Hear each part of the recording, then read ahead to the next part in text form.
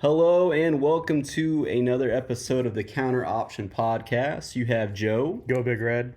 and Tyler, Boomer Sooner, here for another episode. Lots been happening since our last episode. Once again, the news in college football is coming hot and heavy. I don't know. There's a lot of places where we could start, but I Probably think... should start with the carousel that happened just the past couple weeks. Oh, yeah. Okay. So, yeah, we'll start there with Boston College, right? Boston College. Jeff Hafley, the head coach there, he was at Ohio State before he went to Boston College. Decided to jump back into the NFL and go to Green Bay as their defensive coordinator. Everything that I really heard was he was looking to get back into the NFL. He wasn't looking to stay in college. Tired of what college has become. Yeah. You hear that a lot going on now, and I get that. But like we said on, I think our first podcast was, the NFL's an easy job now compared to what college is. You don't have to put as many hours in. I know when I've listened to Josh Pate recently, he said the names that are considering leaving college would astound you. And it's a lot. Mm-hmm. And it's probably names. I'm sure Dabo's on that list. I'm sure a bunch of other people from bigger programs, older ones that have done it for a while, not really wanting to burn the midnight oil anymore and have to cater to these 18, 19-year-olds and deal with the NIL. Yeah, I could see it for sure. Yeah, and it may happen. We may see more next year after this season that's going to be the case, but we don't know. We just don't know right now. Well, so yeah, you mentioned that it was a carousel. So Hafley left. Yeah, Hafley left. Bill O'Brien came in. I mean, good. Is it a good hire? It can be. The fact that they have a coach is a good hire. Yeah, the fact that the fact that somebody took it over is a good thing. Is it a bad hire? I mean, you won't know for another few years. The expectations are really low there, of course. I mean, Hafley was there and he won 6 games. So you're not expected to be top of the ACC there. It's more of a hockey school than anything. Certainly. That's what drives their revenue there. And it's crazy to see a school like that in the middle of Boston, like with Harvard and the Boston University and all that they are not good at football with everything that's around them. Let's see, Northeast-wise, I mean, because Rutgers really isn't... When Rutgers gets going, when they actually tap the kids... like 07? Yeah, when they tap the kids out of that, recruit those kids that are in that area, they tend to do well. I feel like Penn State gets the majority of Yes. I mean, Penn State runs that area, and it's very hard to compete with them. Which is an interesting thing to bring up because O'Brien was the Penn State head coach. So he has familiarity with the region. Yeah, and he was also at New England before. He's got NFL experience. Before he was going to Ohio State as their offensive coordinator. We'll get to that here in a little bit. But his family, I heard, was going to stay in Boston while he was at Ohio State. So this hire makes so much more sense. Don't have to do that. Exactly. So let's talk about this. So he went from being the offensive coordinator at Bama, where he was not particularly loved. And you have the regime change there, so it's like it probably wasn't going to be retained. DeBauer wants to bring his people in. And then he went from Alabama to similar title or the same title at Ohio State, and then now is the head coach at Boston College. But it's probably better for him to be at Boston College. Oh yeah. In the long scheme of everything, he would probably get run out of Columbus after a couple years. That is a pressure cooker right now. You have so much going on there. You're going to a place with lower expectations, and honestly, you don't have to be the world's greatest, football coach to be there.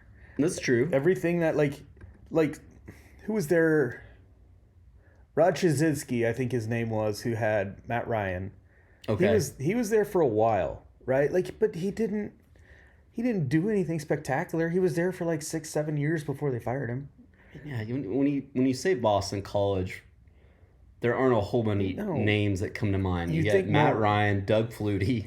Yeah, and A.J. Dillon, but all you really have with that is more of an academic school than anything. And like you said, hockey. Yeah, and hockey's their big thing. It's just crazy up there. I mean, you have Syracuse that kind of pushes and pulls in that area too, but they're not going to put in the kind of work that, Penn State does. No. For sure.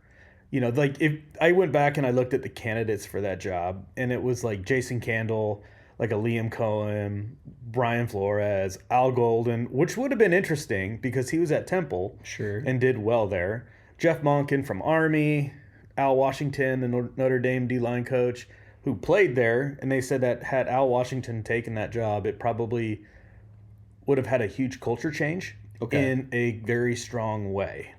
In a good way. In a good way, because he's very upbeat and positive, and he wants the best for his players and the best for his program. So, like, it's very hard to, sit there and say that Bill O'Brien's the best hire for that job, but I think he was the most immediate guy they could get.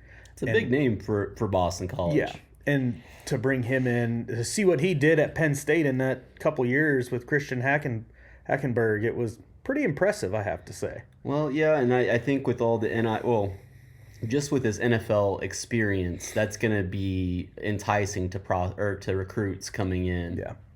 So, I agree. Is it the best hire? I think a lot of that is to be seen, but I think it's pretty good for Boston College, and I would feel good if I was a fan or the administration there with what they've done. Yeah, and with, trying to get players into the pros, he will try to do that. Mm-hmm. It's not that he's just going to go out and recruit the Joes of the world. He's going to try to get the Jimmies too. Mm-hmm. He's going to try and bring them in and develop them and get them to be pro ready and have longer contracts in the league as well too, because he's got that experience. Sure, he knows the game. So, like I said, I think it's good for Boston College, and it's probably a good spot for him to reset.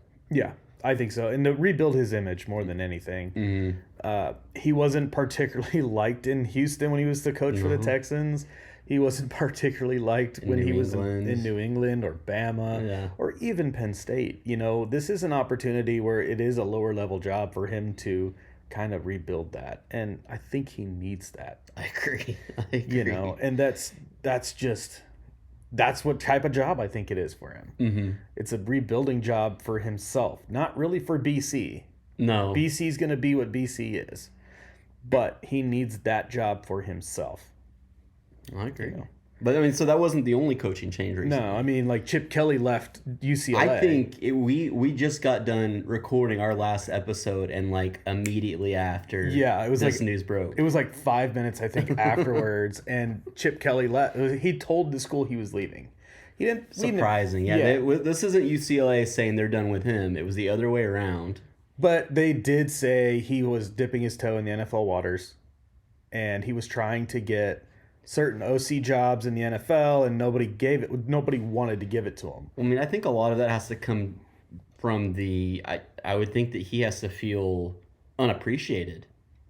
For what he's done there with what he's had.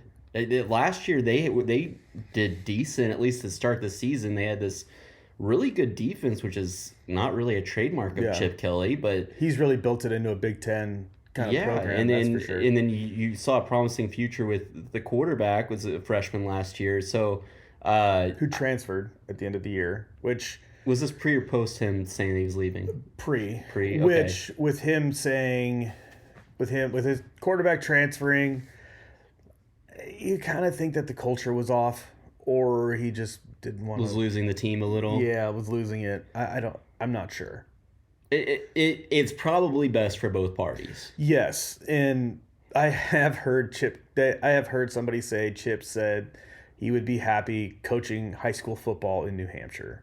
I think he just wants to get back to coaching, and he doesn't want to have to run everything, which is a big thing. And we can get to this later, because there's some Oklahoma news I was wanting to talk about when we're talking about the administrative part of what college football has become, having to run almost a front office in the NFL. But yeah, I think it's turning a lot of coaches off that just want to just focus on the X and O's and just coach football. And he'll get to do that as the offensive coordinator at Ohio State. Yeah, yeah, and he's got a lot more pressure at Ohio State than he did at UCLA. That's for sure. Calling those plays. I mean, him and Ryan Day worked together in San Francisco. Okay. So they have like that. They have that commonality and that understanding with each other, and probably a good working relationship. Because I don't think Chip would have taken that job without that. Right, I agree. You know, and like the candidates for that job were way higher profile, because I think that's a higher profile job. For number one, like when I saw that news break and I thought, we talked last time about PJ Fleck, I for sure thought PJ was going to jump ship and go to UCLA. Oh, okay. I really thought he was going to UCLA. That would have been the stepping stone, in my opinion, for him to get into a USC, to get into an Oregon, to get into a Miami job or a Texas job. The upper echelon. That would have been the jump there. But as I said last time, I think PJ's great, but it seems like his team has plateaued in Minnesota. And the fact that he continues to stay there is a little concerning in the sense that you say to yourself, is it a PJ thing or is it a university thing? You know, is PJ being loyal to the university, or is PJ too afraid to dip his toe into a bigger market? You know, and not saying Minneapolis isn't a bigger market, but Minneapolis compared to LA is a small market. I mean, I agree with you. There are windows for these for coaches. Because the same could be said, I think, about Matt Campbell. Like, why haven't you tried the next step after Iowa State? Because I feel like you kind of plateaued the same way there. You've done as much as you can probably do. Now it's time to take it to the next level and see if you can do it at a big time program and win some serious hardware. Yeah. They went with Deshaun Foster, a former running back there. You think is a stability hire? They wanted somebody that's not going to leave them like Chip Kelly did? I think it was, for the time being, yes. Yeah. You know, but like back to candidates like Tony White, Nebraska's D coordinator, he was on that list, and it honestly didn't shock me. I love Tony, and I think he's going to make a great head coach one day. But I think had this job opened up in like December, Tony would have taken it. Not in February. Yeah. They're too far past. You're behind the 8 ball. Yeah, you're too far past recruiting. You already had started winter conditioning, and now's not the time to make that take that move. And I think Deshaun Foster was on that staff with Chip, and they just elevated him for that reason. So for UCLA, an easy transition, hopefully. Yeah, but even like guys like Jason Candle would have had I thought would have been a good move for him. Eric Bieniemy was named in there, and he's an NFL guy. He's not going to leave the NFL, especially what's going on. Seems happy there. Now, there were a couple names that kind of came through that were a little interesting to me, like David Shaw from Stanford. Sure. That one, he's unemployed. I mean, he knows the area, he knows the terrain, he knows California, whether it's north or south, and he probably would have a little bit more support with the athletic side of things than he did at Stanford. Of course. Yeah. And then Brian Hartline. Up and coming name, coaching ranks. Yeah, and take him and make him your head coach. But he's been at Ohio State, and his play calls he hasn't really had a chance to call plays there.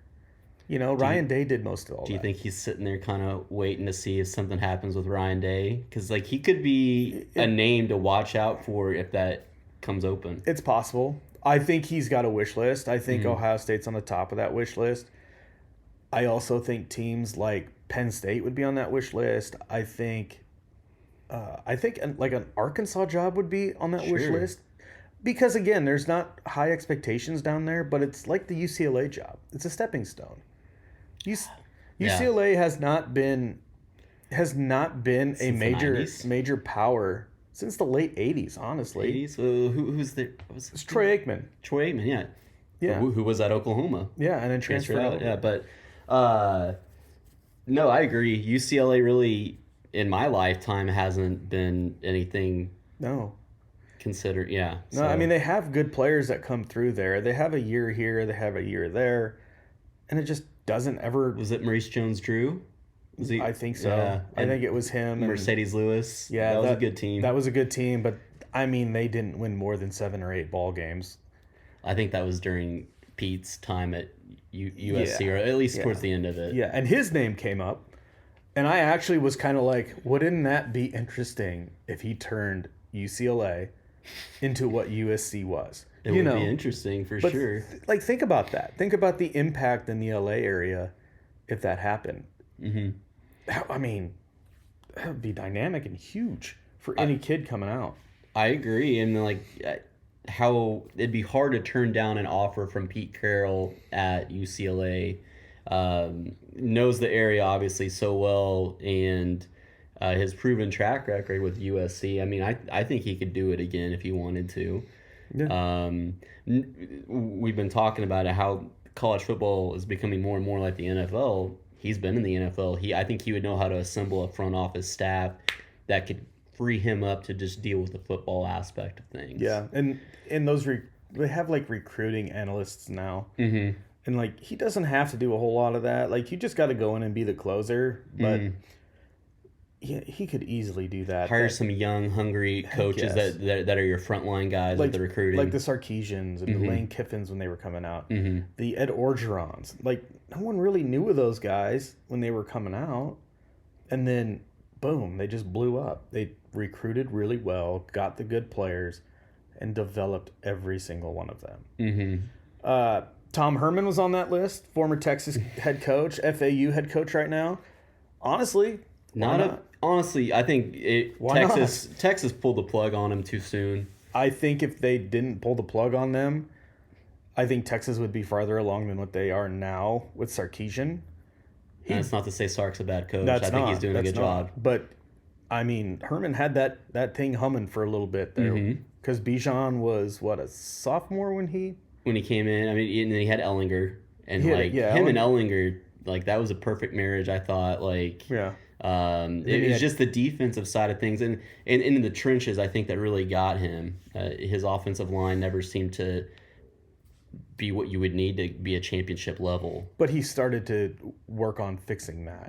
Sure. It was like an immediate, we need to fix this. And you could start to see those teams get a little nasty. You know, he had Bijan at running back, he had Ellinger, and then he had Casey Thompson after that. You know, so he's been able to build really good football teams since he left Ohio State and went to Houston and then went to Texas. But I think the UCLA job would have been his way back in, and I think he would have stayed there a while.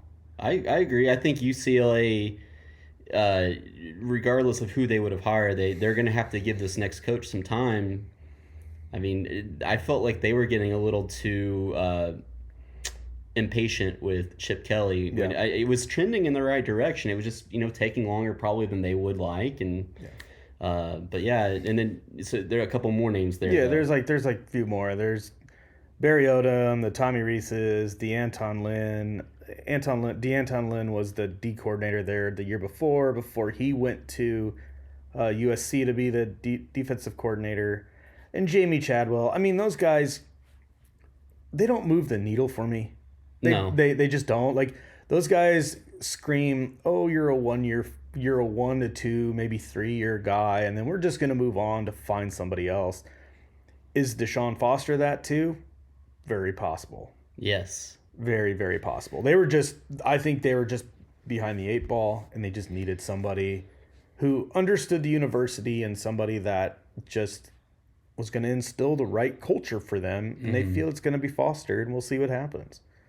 Well, so I mean, an interesting question is, what kind of job is UCLA? I mean, comparing that to Boston College, I would have to think it's a better job than Boston College. Absolutely, I would say, but it's still on the same level as Boston College. Oh, I mean, you can't get away with winning 6 games there. No, you just can't. However, if you win 8, 9 games consistently, you're safe. You're safe. And whoever, like Deshaun Foster, it's a stepping stone for him. It's his first. I think it's his first head coaching job. He's an alumni. Yeah. If he could stay there, you'd think that maybe he'd want to, if he could get it going. But yeah, I don't know. I think it's like for the Big Ten, it's on pace with BC and like the ACC. It's not a high prestige school. Sure. As far as football goes. As far as football goes, it's more of a basketball school with John Wooden and their basketball and team academic. is really well, yeah. So it's so hard to know how these coaches are going to do. We just don't know. I think that UCLA could be a sleeping giant. Because talk about Boston College, and I guess it could be too there in the Boston area. But we've talked about, in the 80s, UCLA they were pretty good. And I would say even into the 90s, they had an okay team. But you are dealing with all of the issues that people say are there with USC. There's too many things going on in LA. There's too many other sports teams.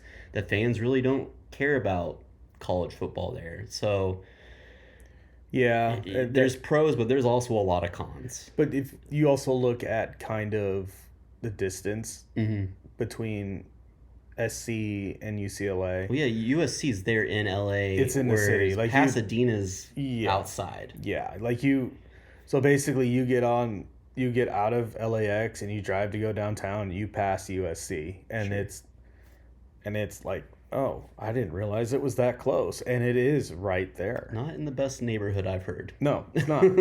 It's not, but it's not. That area is deemed. But you are in LA. You are in LA. Versus having to drive 45 minutes, an hour outside of town to get to UCLA. Is that how far it is? It's with traffic? Yeah, probably. It's probably a couple hours with traffic, but there's a big difference there. If you're in a recruit and you want to be in a big city, a big market, you're going to want to go to SC because of that reason. True. USC is all. If you're going to compare them the two, USC is the program. Yeah, USC is Notre Dame. Yeah. Status. Yeah. They're a blue blood. Yeah. They've had some good years and they've had some very bad years too, but they seem to be able to turn it around a lot faster than some of the other blue bloods have. Mm-hmm. And a lot of that is a recruiting advantage of being in an area where it's 70 degrees year round. You're near the beach. Yeah. Yeah. Absolutely. Oh. Do whatever you want at that point, Other news that was big too was Florida State wanting to buy out of the ACC.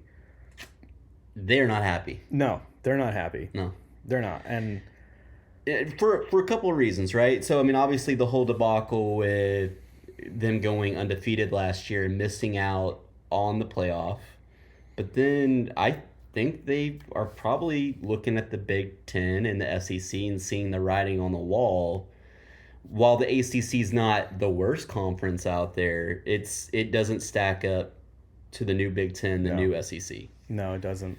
And they're not when it comes time for money, and they're gonna be missing out on a substantial portion compared to what the Big Ten and SEC teams are getting. Because it sounds like ESPN is ready to just sever the ties with the ACC, and that's a big deal because who's going to give them television rights? Right. Because there's only really, if you think about it, there's only two really good teams there, and it's Florida State and Clemson.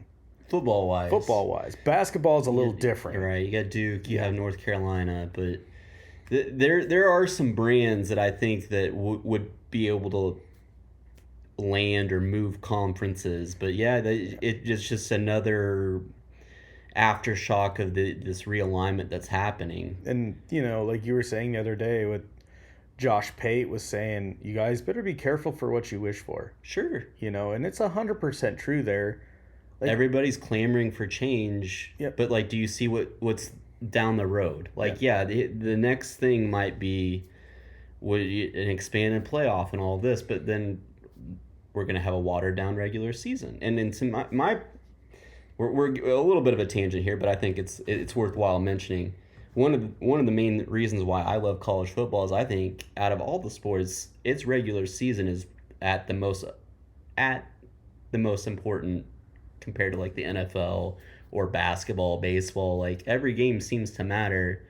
You expand the playoff, it just doesn't matter as much as it used to. Yeah, and that's what made it so great in the past was, you lost one game, you were potentially out. Oh my God. It felt like your season is over. Yeah. Now, if you lost 2 games, you were done. Like you're just playing for a bowl game at that point. But now, if you lose, like I brought up on the first episode, is if Colorado, you might have a 3 or 4 loss team in the playoff. If Colorado goes 9-4, are you going to tell them they can't play in that? Because it's going to be very hard to keep the eyeballs, off of that. But I don't agree. I don't necessarily like where it's going now. Did they need to make some tweaks? Yes, they did. Mm-hmm. The first tweak they needed was to at least make sure the players got paid. Sure. That was a big one, and I know we've talked to some people, and they're all like, "Well, their education is their payment." You're right, it is. But what is their value to the university, and are they actually being fairly compensated for that? Exactly. Yeah, that's what it becomes. But you can't have, you can't have everything. But what they've done is they've completely changed the sport. When we talked about it, without guardrails, with no clear direction of where we're going. I mean, and it sounds like whatever is going to happen with the playoff right now is only going to be like a 2-year stint, because we're talking about changing it here again. Yeah, because we were looking at it the other day, and it was like the 5 conference champions, and we were like, there's only 4. That's right. The Pac. God love Oregon State and Washington State, but 2 teams doesn't make a conference. Yeah, exactly, and it's just like there's only 4, and then I started thinking, and I was like, oh, it's either the group of 6 or the group of 5, however they're labeled. The best one of those would probably be the one that gets that last spot, and then there's like 7 open entries. Okay, now since we've gone on this tangent, I am just going to say this with that. Okay, I don't like the fact that there's 7 open entries, because I really think guys like a Buffalo, if they do really well, or UMass or Georgia Southern, or those schools that, like, if they beat a bunch of really good teams, they're not making the playoff. They're just not. It's true. A team like Auburn, a team like Ole Miss, Mississippi State Penn could get State, in there. Fuck you, Brandon Walker. They could get in there, but like, a lot of those teams aren't going to deserve it. No, and that's the problem that I'm going to have with it. Is you're going to see teams that don't deserve it being there because of name and conference affiliation, which goes back to what we were talking about last time with the NIL. We have to find a way to get these smaller guys on the same playing field as the big boys in these smaller conferences. It's not fair to them, because they're going to play just as many football games, probably the same kind of caliber of teams, and they're going to have good years, and they're going to be like, oh, sorry, you're not in the ACC, you're not in the Big Ten, you're not in the SEC or the Big 12, you can't be here. Right. And that just really, doesn't sit well with me. Well, I mean, it definitely feels like they're moving away from that. Like it's going to be this top group of schools, and then your group of 5 programs are going to be on the outside looking in. Yeah, and I do think it's not good for the sport. No, and that's what that kind of ties us back around to Florida State. They got left out of the playoff last year. And they're a big brand. And they really are. Yeah. They going way back into the 80s through the 90s, they were right there, and they've been up and down, but they've been consistent for as long as I can remember, and losing. They left an undefeated Florida State out. You think that Tulane's going to get a shot? No. Did they deserve a shot? Yeah. Yes. Yeah. 100%. Sure. I mean, what Willie Fritz did there last year? Sure. Oh my God, that was a team. But I mean, I think that just shows you where the college football playoffs committee's head's at. Yeah. Like, well, no. Because they were a top 25 team. Tulane was a top 25 team all year. They climbed up to almost top 10 by the end of the year. And it's situations like that where if Tulane won during Conference USA or Athletic? I think they're American. Okay, so if they win the American and they're the highest rated American conference champion, are you going to give them one of the top 5 seeds?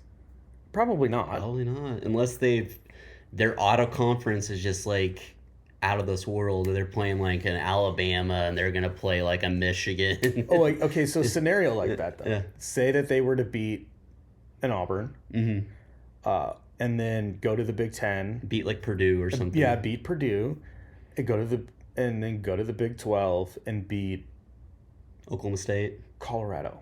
Ooh, okay, Colorado. Right. Yeah. I'm just throwing a team out there, Yeah. or Utah, right? If you could pull off one of those 2 upsets, I would be impressed with that. I would give it to them. Mm-hmm. I would give them a top 5 seed. That's, to me, that resume says everything. But people are going to say, well, they just got lucky.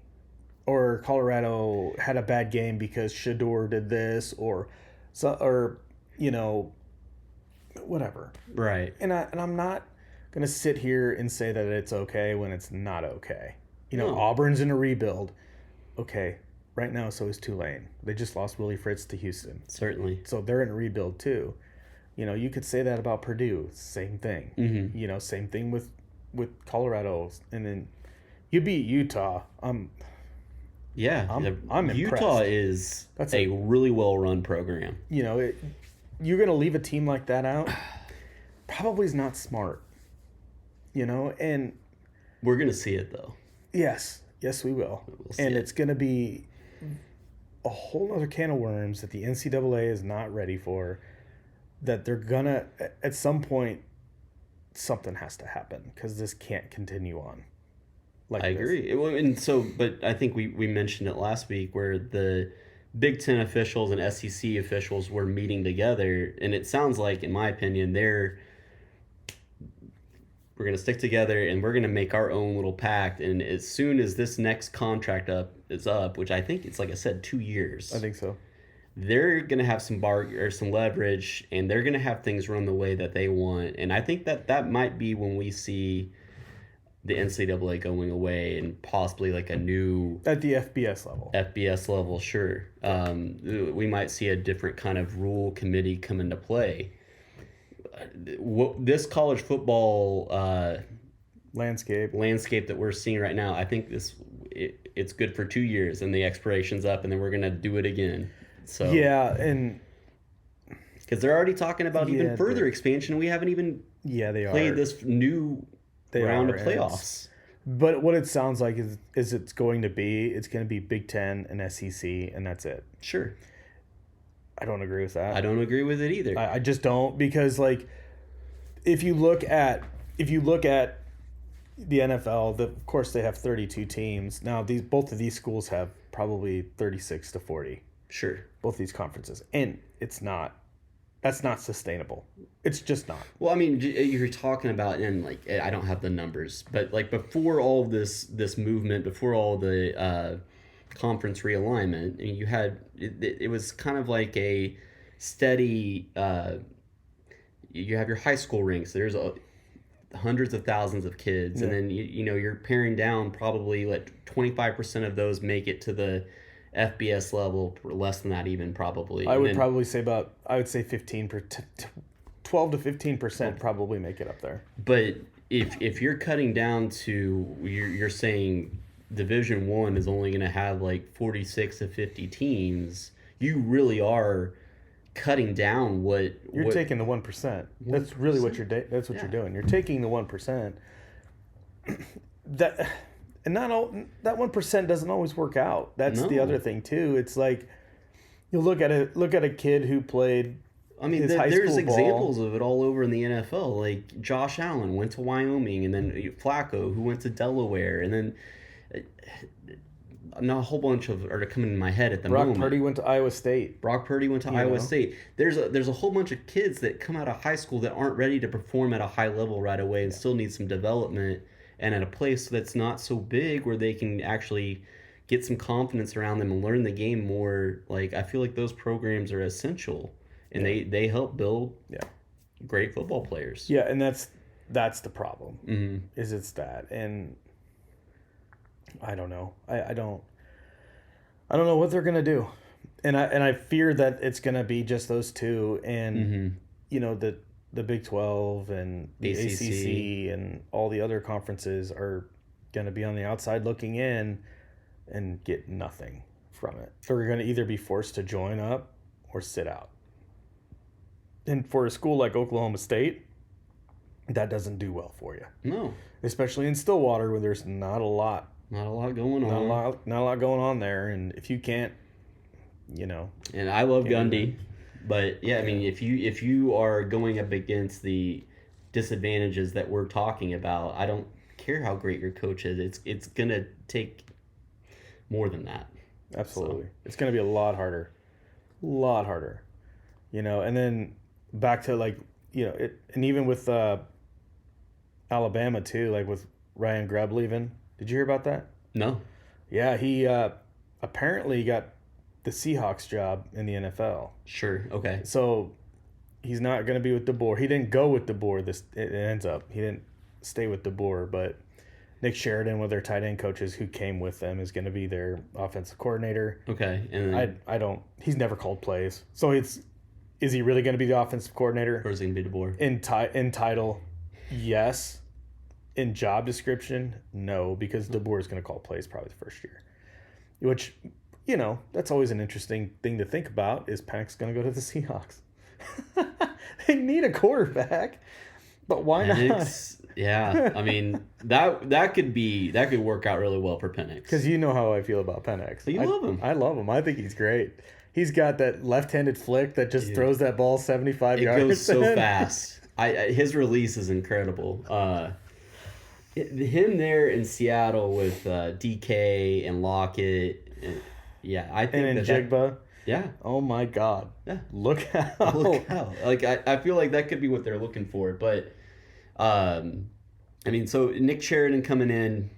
We won't know. We won't know for another 2-3 years wait on and that see one. A little That's bit. a wait and see. I don't really put too much stock into that, but just real quick, going back to the Florida State thing and like the conference realignment, do you think it gets to a point where we look at restructuring these conferences again? Because does it make all that much sense that Oklahoma's in the SEC and that USC's in the Big Ten? Could we not resituate them with more regionally close schools that are still considered like SEC or Big Ten or whatever's left, You'd have to. I'm waiting for that. Yeah, because what I would like to see happen, if that does happen, is, go if you're the Big Ten and you have like the Big Ten East, you have like the Big Ten East and all the schools on the East Coast. So let's say hypothetically, for example, that West Virginia joins from the Big 12, North Carolina joins, NC State, Duke, and you have more of an East Miami. Coast representation. So you have an East Coast on that side. And then you have your Central, where you have like the Nebraskas, the Iowa, the Minnesota, Purdue, and you grab, say, Iowa State, Oklahoma State, and Texas Tech. We're just gonna throw that out there. Sure. That's all, okay. That's all right there. Okay. And now you have your Big Ten West, where you have USC, UCLA, Washington, Oregon, Arizona, Utah, and Colorado. So, they're all that, but the problem becomes with a scenario that is like that is how do you determine who's going to play who in the championship game?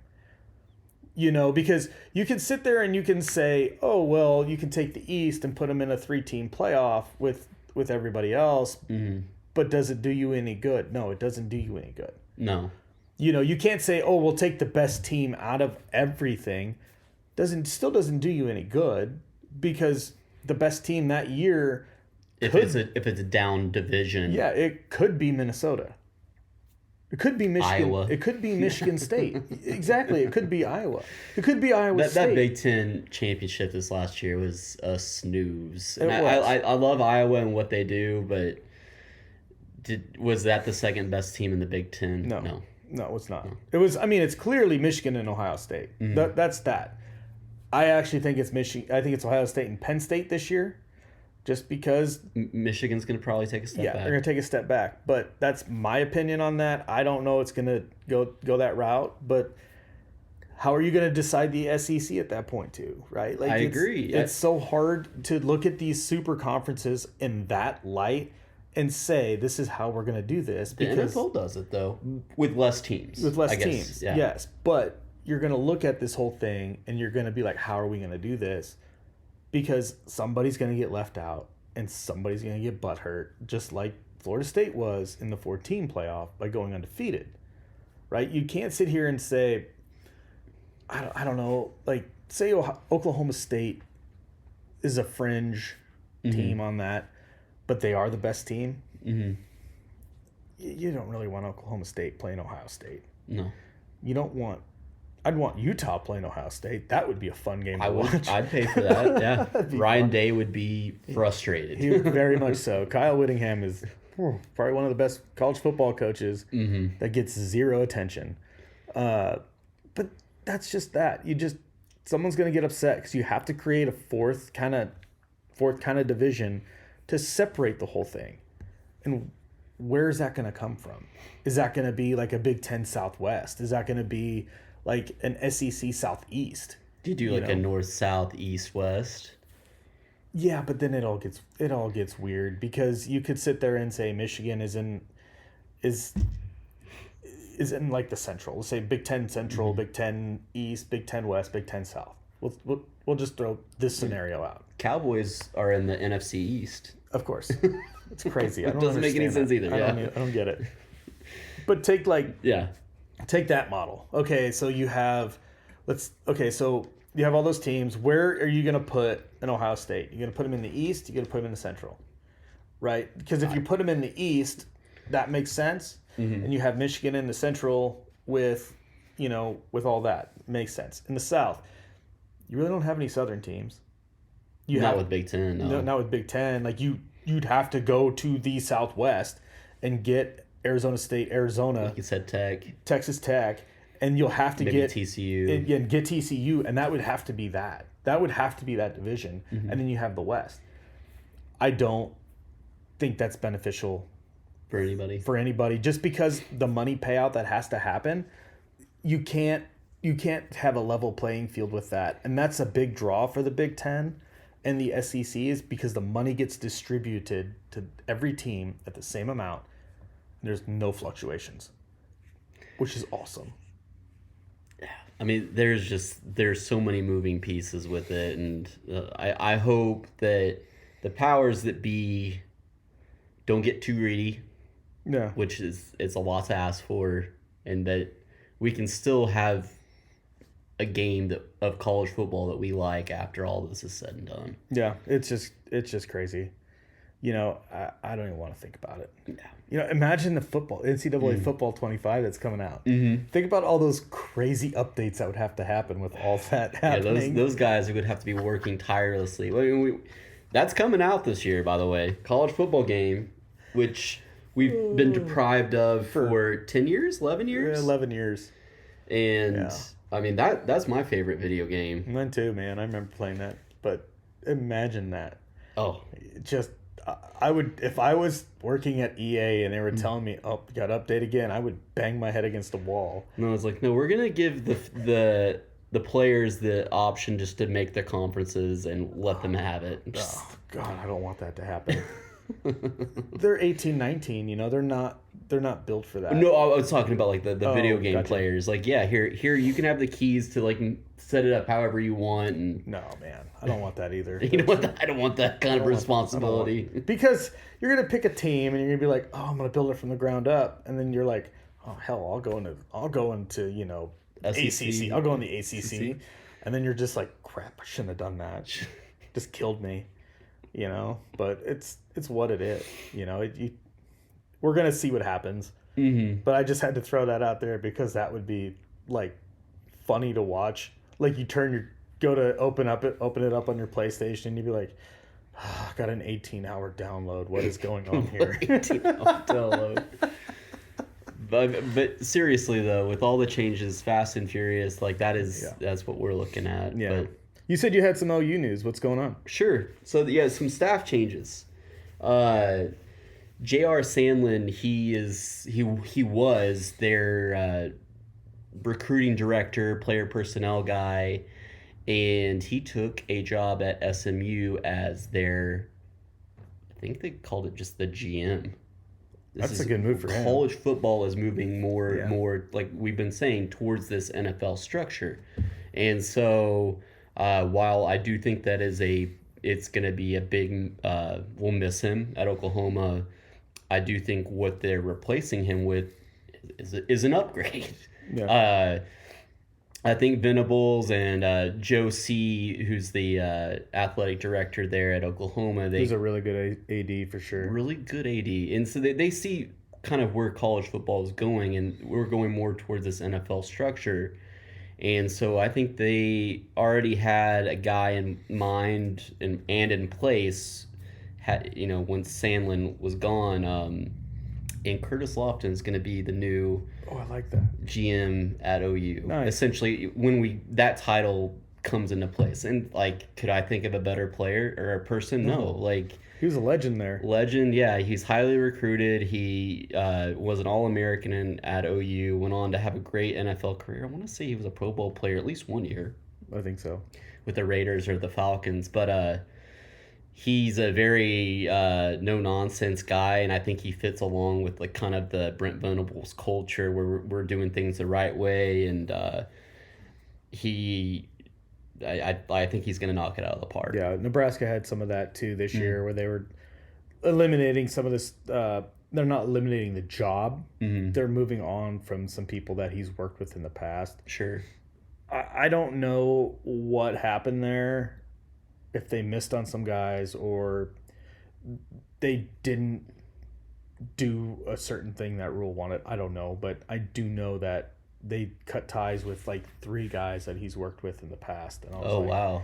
I was like, oh my God. Like, and they were big ones like the Mike Wallaces and Omar Hales. They were their big recruiting guys behind the scenes. And so what happened there, you think? I don't know. No. I really don't know. I know Rule's trying to lock down the borders.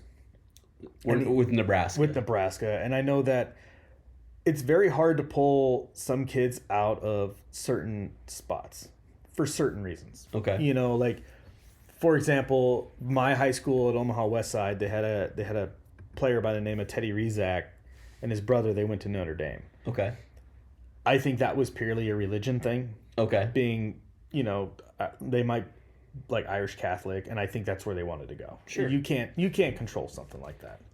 And it's a big time program. Obviously, Nebraska's a big time program, so you're splitting hairs at that point. But so like they lost a kid to Illinois that was in the state, and I was like, that shouldn't happen. Okay, if it was Ohio State, okay. If it was Michigan, okay. I wouldn't have a problem with that. Even Iowa, I wouldn't have a problem with. But Illinois, okay.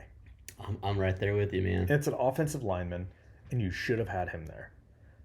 Because he got an offer from Mickey when Mickey was there, and he wanted to come, and then decided he didn't want to. I mean, I think it's a good sign of a good program is a coach. Basically, is like you said, setting up borders and like, no, this is our state, and we get our pick of these guys first before anybody else comes in here and tries to take them. And of course you sit there and you say he's like, I can't get them all. You can't get them all. Can't. But if you can get 90% of them, it's a win. Most teams stay away. And those guys that grew up there at Nebraska, they're gonna play with a little bit of an extra edge. It's gonna mean a little bit more than anybody else that's out there. Yeah. Yeah. But that's what's going on there. I haven't heard any replacements or anything, but okay. Hopefully it's nothing too serious, and they get guys of really decent quality. So these are like analysts. These weren't like coaches or no, they were recruiting guys. They were behind the scenes. They were the guys that if they got a recruit, like Omar Hales would always have like fireworks come up. Okay. So like you always knew something was happening. But I think for Rule it was very important to have those guys for year one. Okay. Just to help set the structure, and then I think he might have thought he was going to have to move on and then realized he had to. Sure. But I don't know what happened there. We're not there every day, so we don't know. True, but I trust in Rule being able to backfill those positions for what he's looking for. I'm sure it's going to be an upgrade after it's all said and done. Yeah. I mean, in the long run, it will be.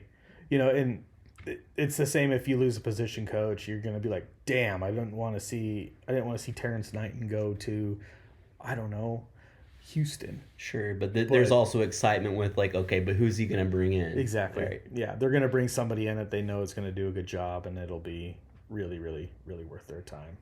So. Okay. Yeah. Well, do you want to get to the we have this next portion here being... Well, this is the fun portion. Right. So we're in the middle of winter workouts. Spring football's right around the corner. Who are your players on the Nebraska offensive side that you see that need to make a big jump for Nebraska to be the best that they can be next year? Okay, so we talking offensive or defensive? Offensive. Okay. Offensive players. Okay, so there's about I'll give you a list of 5 and then you give me a list of 5. Sure. These are guys that I think need to have a big spring for very specific reasons. It's not picking on them, but we've talked about in the other episode where there's transfers and stuff. So sure. It's very important for some of these spots. Number 1 is Teddy Prohaska. Okay. He's a junior left tackle for us. He's out of Elkhorn. He's a local kid. He's like 6'9", 350 or 6'10", almost 400 pounds. He's a big boy. Big boy. Big boy. But he's had a lot of like knee problems since he's gotten there. Okay. So he had a really strong freshman year under Frost. His sophomore year with Frost wasn't so, or his redshirt freshman year wasn't so great. Okay. And then last year he just was battling, and they brought him along slowly. But if you watch what they have done over the past couple years, bringing Jacob Hood in from Georgia, they have Turner Corcoran, who was already recruited on the team. He played left tackle last year and did really well. The right side of that line is solidified with Bryce Benhart. Okay. They're not moving on from him. He came back because he wants one more year to elevate his draft stock so he can go pro. He's a pro guy. He's a big guy too, but we're now looking at Teddy as a make or break year this year in spring because you just bring in Grant Bricks, who was an Oklahoma guy that they were looking at. He's going to push that line in competition as well too. So if he gets hurt again, he's going to get buried and recruited over, and there's nowhere else for him to play on that line. Is Bricks? He's the high school kid. Yeah. Okay. Out of Logan Magnolia. I remember that recruitment. Yeah. Yeah. Because Beat and Bob really wanted him, and he decided to stay close to home. Yeah. No. I mean, and I think it's going to be a great decision for him, and hopefully the competition brings out the best in both of them. Yeah, and I wouldn't like Teddy would not fit well at guard. He's because of his size.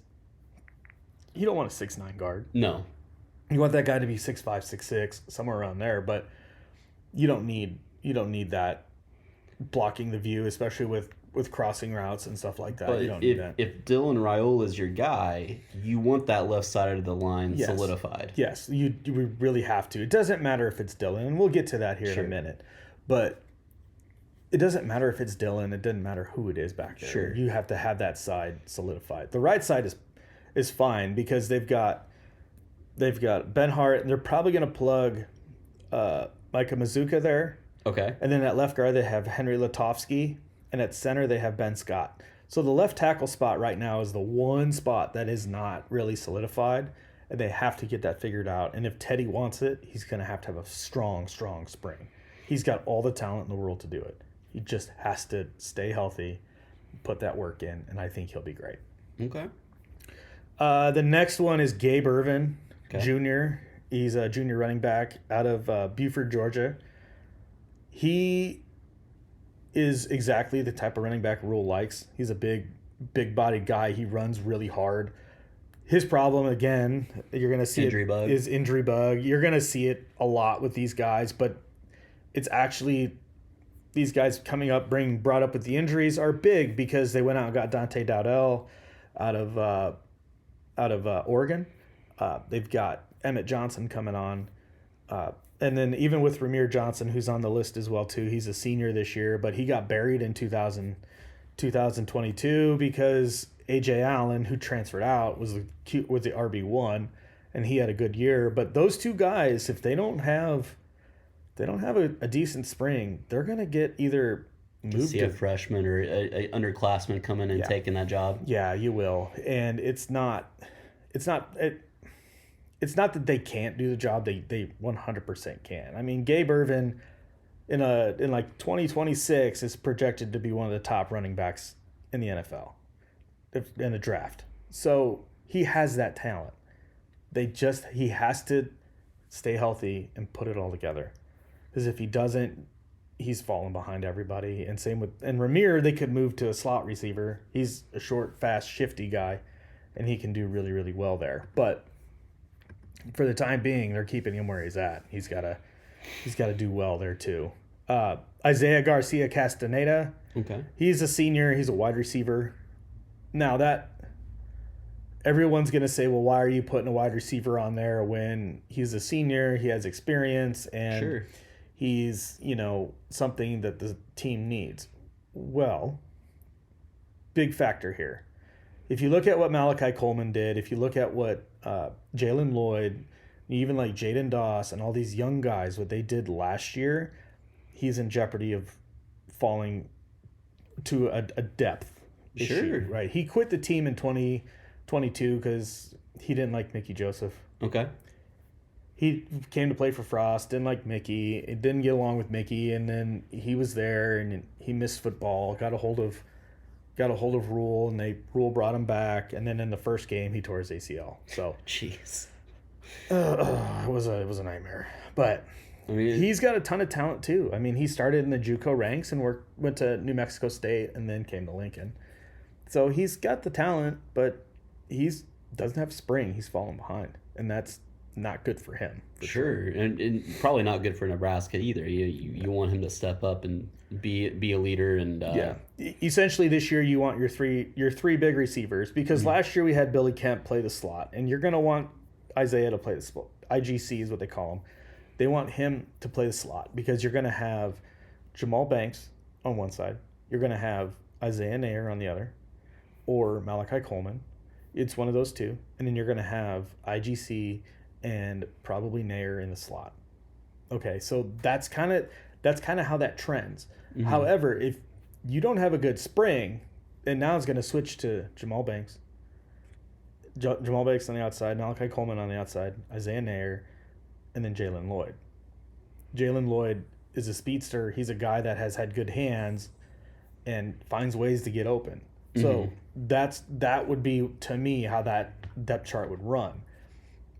I'm not there, of course. Sure. I don't know. But you could also throw Ramir in there at some point too, and now you have a crowded room with a lot of talent, and you're going to have to figure out how to keep all those mouths happy, because that's a tough job. Ask. Yeah. And Garrett McGuire, who's our wide receiver coach, I don't envy that job if that's the case. I just don't, because that's tough. That's just the day and age of college football. Yeah. You got to recruit your own players. Yeah, you do. You got to keep them around. But like the last player, I couldn't pick just one. I have to say the quarterbacks. The QB room. All three of the QBs, because you got Dylan Raiola, freshman out of Buford. Sure. You got Danny Kalin, who's the freshman out of Bellevue West in the Omaha area. Okay. And you have Heinrich Harburg, who's the junior. He went 5-3 last year. He didn't look great. He's more of a tuck it, run it, or dinker and dunk guy. Okay. The two guys that I think it's really up to is Dylan and Danny. It'll probably be Dylan, but I remember telling you when they were able to keep Danny Kalin that was a big deal, because if something happened with Dylan, you have just as good of a quarterback right behind him to step in and do it. And I don't know. Like, I watched Dylan play in the Polynesian Bowl. He looked good, but Danny Kalin could come in there and outwork all three of them and be the starter next year.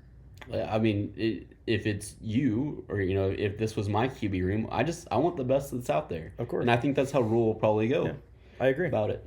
I agree, and I think that's the only way you can approach that. Mm-hmm. Glenn Thomas is the quarterback coach now, and I don't think he's going to pull a punch with any of those guys. He's going to push every single one of them, and he's going to see who gives them the best chance to win. Harburg is a very big project because you have to work his mechanics. If you watch Justin Herbert in college in his beginning years, where he kind of would throw the ball sidearm, you get that with Harburg. Okay. But now you watch Herbert come across with a little sidearm action. Mm-hmm. If they can get him to that, mm-hmm. I think Heinrich will be fine, and he could win a bunch of games for us. But if you don't, it's going to be tough. Real tough. It'll be interesting to see how that shakes out. I mean, with all that talent there in the QB room, I mean, you hope that it's just pushing all of them to be better, and you're just going to get the best of the bunch there. So, and they know that if they don't make it, any one of them could transfer out. They're going to get a transfer. They're going to go. They're going to go get a transfer. They have been very upfront with each and every. Oh, you mean Nebraska's going to go get a transfer? Okay. They'll go get a transfer quarterback for fall to see who's the best out of all that. So they're not going to just sit there and be like, oh, we have Jeff Sims like they had last year and watch him just sink. When they should have kept Casey around, and they probably would have won 8 games last year with Casey. With Casey Thompson. Yeah. Oh. So they're learning from that mistake, and I think that's great. But that QB room has a lot to prove this spring. Sure. Otherwise, if they don't, they're gonna be stuck in the middle of a bigger dogfight with a fourth mouth. So, I mean, I think those are all great picks, and like you said, to me, that QB it makes and breaks your team. Yep. So, and then having to hinge that on a true freshman is a big ask, but maybe Raiola or Kalen is the guy. Yeah. So we'll see. You just don't know until you get him in the spring and get him going. But there's a strong possibility it's going to be one of those two. Okay. Oklahoma. What do you think about Oklahoma? Oklahoma. Okay. So yeah, I mean, similarly, you ended with the quarterbacks. I'll start off with it. Jackson Arnold. He is going to be the quarterback next year, the starting quarterback. It doesn't look like they're going to make him. I mean, there'll be a competition, but it's his job to lose. With as rough as that bowl game was, I think he's going to want to come out, and hopefully, with our non-conference slate, he should be able to get through that pretty easy. But OU's first SEC game will be against Tennessee. Oh, God. And so immediately you're going to have the comparison between Arnold and Nico. Yeah, and then you're also going to have it with Arnold and Dylan Gabriel. True. I don't know how much of the Dylan Gabriel effect is going to have on Jackson Arnold. I hope 0. Yeah.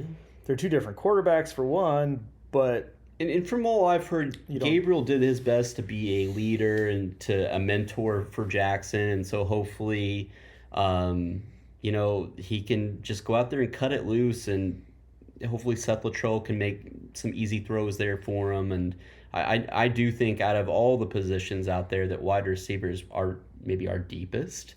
Yeah. So with Burks and we could go down the list, but he's got a lot of weapons. So as long as it's schemed right and the running game comes along, I think he could have a pretty good season, hopefully a big jump. OU needs that it's a tough schedule next year. So if we want to get to 9 or 10 wins, which could be possible, you're going to need Jackson Arnold playing at his best. I think if you win 9 with Jackson, that's a good year. It's a good year. True sophomore. Yeah. And, he always... First year starting. Yeah, he could always redshirt too, but I don't think that does you any good. They have Casey behind him to help with the mentoring, help him, and push him. Because you said there that Casey's not going to sit around and sit idle.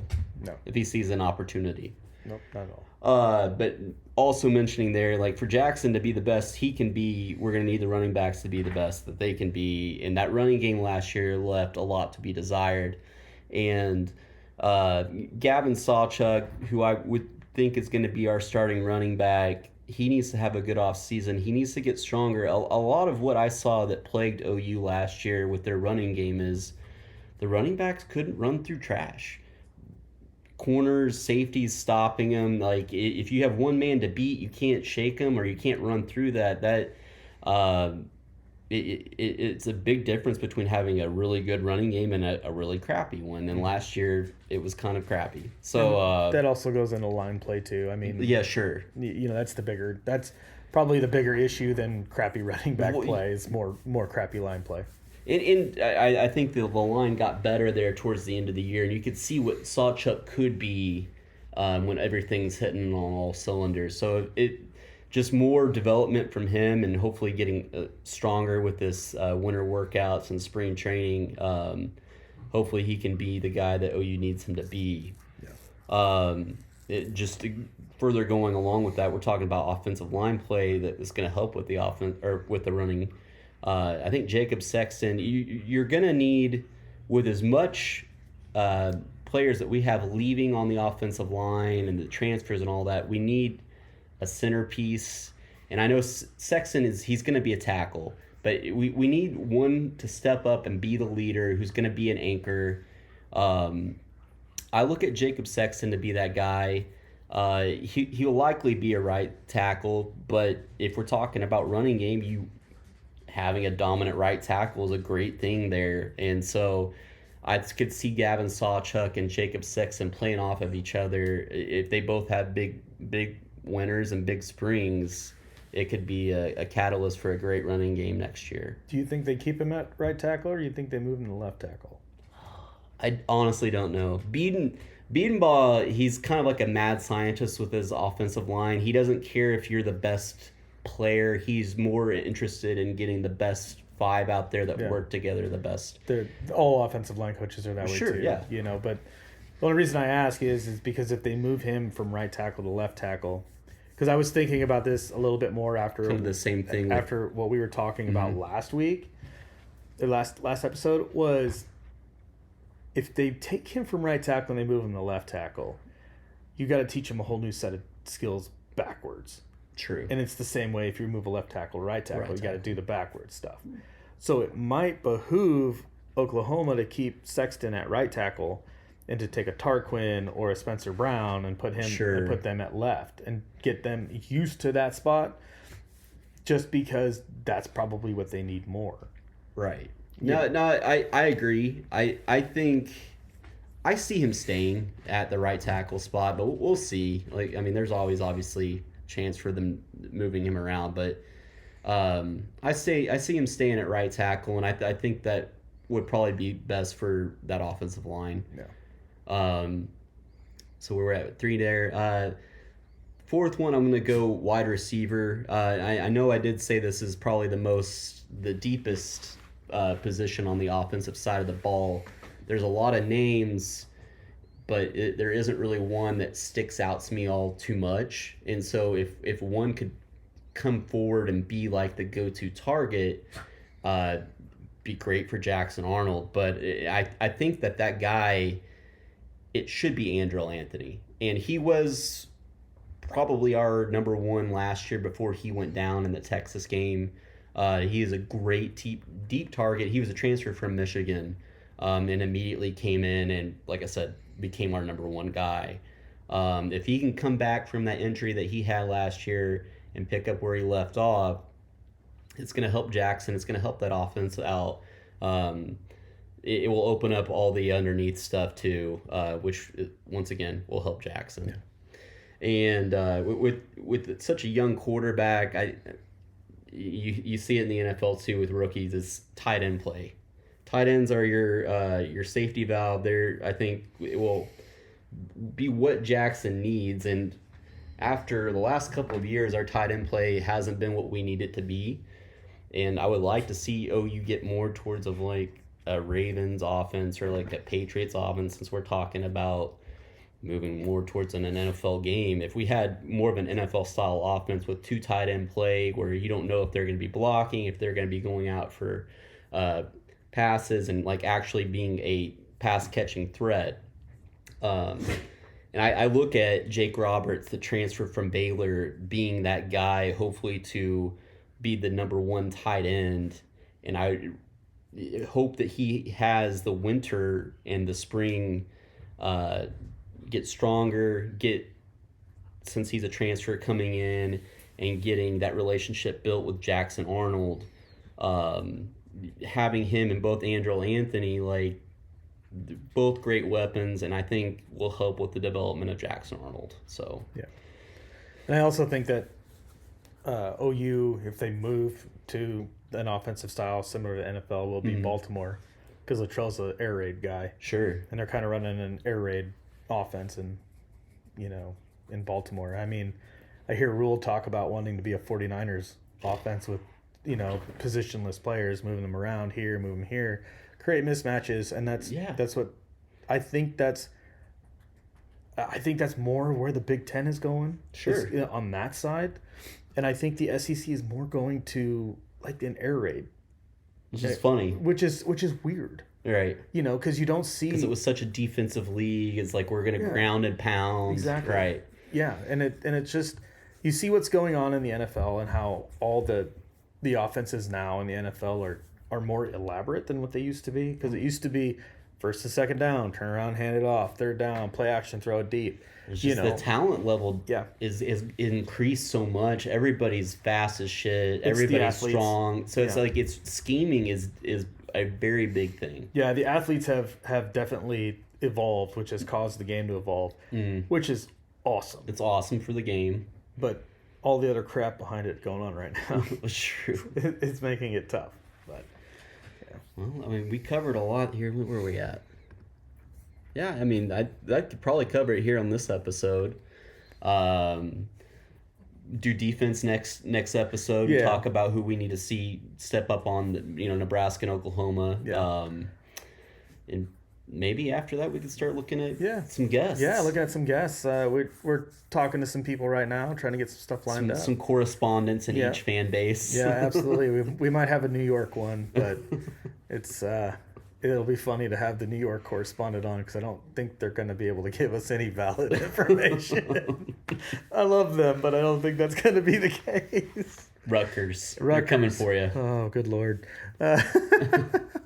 No, with all the jokes aside, we're looking to have a little bit more fun and broaden this whole thing. So I think also we're going to be looking at potentially better production value coming around. Things are stepping up in the counter option world. Yep, and we're working very hard to get to that point. Oh. But we thank you all for listening, and we'll talk with you next time. Absolutely.